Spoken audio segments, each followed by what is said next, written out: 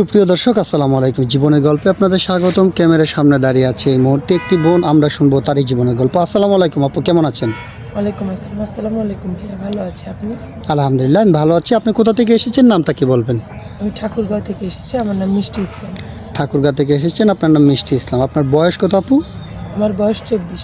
24 বছর বয়স। আপনার ফ্যামিলিতে কে কে আছে? আমার ফ্যামিলিতে আছে আমার সৎ মা, সৎ 2 ভাই, আমার আব্বু প্যারালাইস।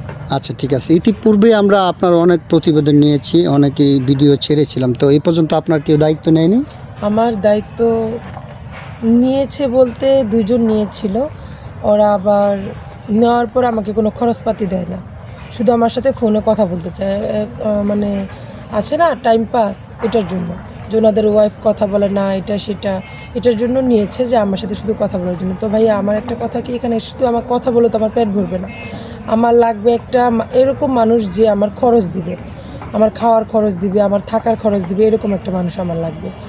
তো এর জন্য ওনারা আমাকে খরচপাতি দেয় না দেখে আমাকে যেই মোবাইল কিনে দিয়েছিল ওই মোবাইল আমি অফিসে নিয়ে দিয়ে আসছি। ও আচ্ছা আচ্ছা ঠিক আছে, বুঝতে পেরেছি। আপনি ওনাদেরকে বিয়ে শাদী কথা বলেছিলেন, ওনারা বিয়ে শাদী করতে রাজি নেই? করবে না, ওনারা শুধু আমার সাথে গল্প করবে। শুধু টাইম পাস করার জন্য এখানে আসছে।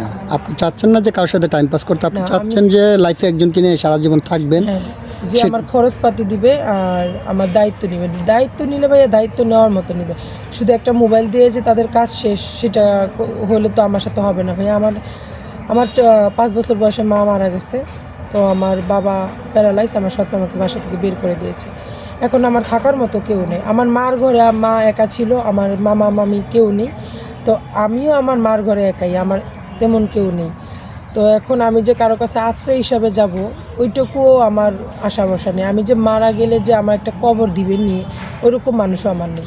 তো আমি এরকম একজন মানুষ চাই যে আমাকে দায়িত্ব নিবে, আমাকে খাওয়ান খরচ দিবে, আবার মনে করেন যে আমার থাকার একটা খরচ দিবে। তো ওইরকম ফোন, দয়া করে কেউ ফোনের জন্য বা ফোন দিয়ে আমার শুধু কথা বলার জন্য আমি এরকম কাউকে চাই না।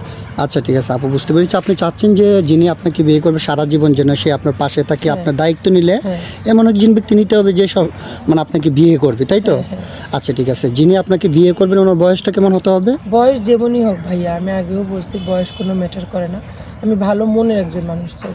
স্বামী স্ত্রী কথা বলবো ঠিক আছে, কিন্তু স্বামী স্ত্রীর মধ্যে অনেক ভালোবাসা থাকে, এটা অনেক প্রকার হয়, সেটা অনেকেই বোঝে। তো বয়স কোনো ম্যাটার করে না। আচ্ছা ঠিক আছে, বুঝতে পেরেছি। তো আপনার সাথে যোগাযোগের মাধ্যম কি? আমার সাথে যোগাযোগ করতে হলে আপনাদের মাধ্যমে যোগাযোগ করতে হবে, যেহেতু আমার কোনো ফোন নাই। ও আচ্ছা ঠিক আছে। আপনি এর আগে অনেক ভিডিওতে বলেছেন আপনার ফোনে, তারপরে আমি আবার বললাম যারা নতুন দর্শক আছে, যারা আপনার ভিডিওটা দেখবে তারা যেন বুঝতে পারে। তো সুপ্রিয় দর্শক, এই মুহূর্তে দেখতে পাচ্ছেন ডিসপ্লেতে একটি নাম্বার, এই নাম্বারটা হচ্ছে আমাদের নাম্বার। এই নাম্বার ইমো হোয়াটসঅ্যাপ খোলা আছে। যদি কোনো ব্যক্তি মিষ্টি আপুর সঙ্গে যোগাযোগ করতে চান তাহলে ওনার একটা ছবি স্ক্রিনশট মেরে পাঠিয়ে দিয়ে আমাদেরকে ভয়েস করবেন, আমাদের প্রতিনিধিরা আপনাদের সাথে যোগাযোগ করবে। কেউ অযথা অডিও কল ভিডিও কল দিয়ে আমাদেরকে বিরক্ত করবেন না, তাহলে কিন্তু আমরা ব্লক মারতে বাধ্য হব। আচ্ছা ঠিক আছে। মিষ্টি আপুর নামাজ কালাম তো অবশ্যই পড়েন? আমি মাদ্রাসা থেকে লেখাপড়া করেছি, আমি 5 ওয়াক্ত নামাজ পড়ি। 5 ওয়াক্ত নামাজ পড়েন? কপাল দোষে এখানে আসা, আমার কেউ নেই বলে, কিন্তু আমি নামাজ পড়ি, তাহাজ্জুদে নামাজ পড়ি। আচ্ছা, আমরা যেহেতু আপনার দায়িত্ব নিয়ে একজনকে আপনার হাতে দেব, মানে আপনাকে একজন হাতে তুলে দেবো, হ্যাঁ, কারোর সাথে ইয়া করবেন না তো, প্রতারণা করবেন না তো? ভাইয়া মৃত্যু বলেন একটা কথা আছে, জন্ম মৃত্যু বিয়ে, সেটা 3 বিধাতা নিয়ে। তো যে আমার কপালে আছে সে থাকবে। প্রতারণা এগুলো আমার বংশের মধ্যে নেই, আর প্রতারণা করব কেন? যে আমাকে ভালোবেসে আমার কথা শুনে তার মায়া লাগবে, সে আমার সারা জীবনের দায়িত্ব নিতে চাইছে, তার সাথে কেন প্রতারণা করবো?